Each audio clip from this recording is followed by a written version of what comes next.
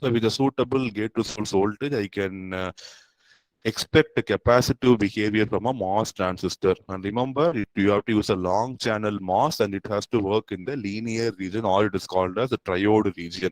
So the resistance of MOS can be found out from this formula, and you can see RDS depends on VGS minus VT and VDS. It is going to be inverse of that. So by proper biasing voltage, whatever you are going to choose, you can fix the value of RDS, and RDS is going to be the compact resistance, what you expect from a gate to source voltage biased MOSFET.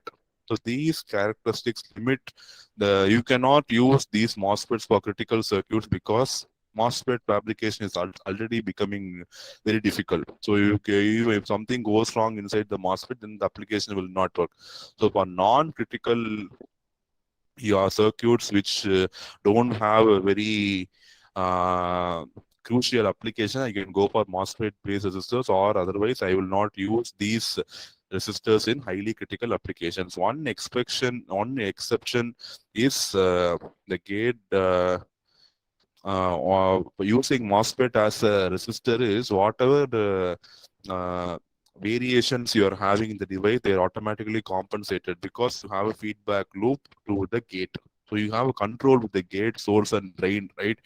So through voltages, you have VGS and VDS, right? So by properly controlling these voltages, what is ensured is I can ensure that the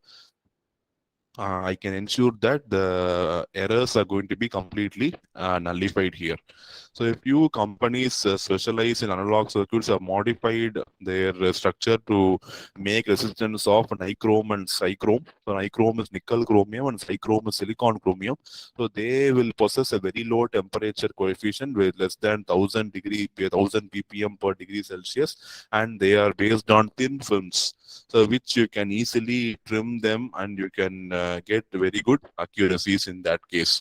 Okay, so those fabrication methodologies are available, and some companies are already started using these resistances based on nichrome and cychrome.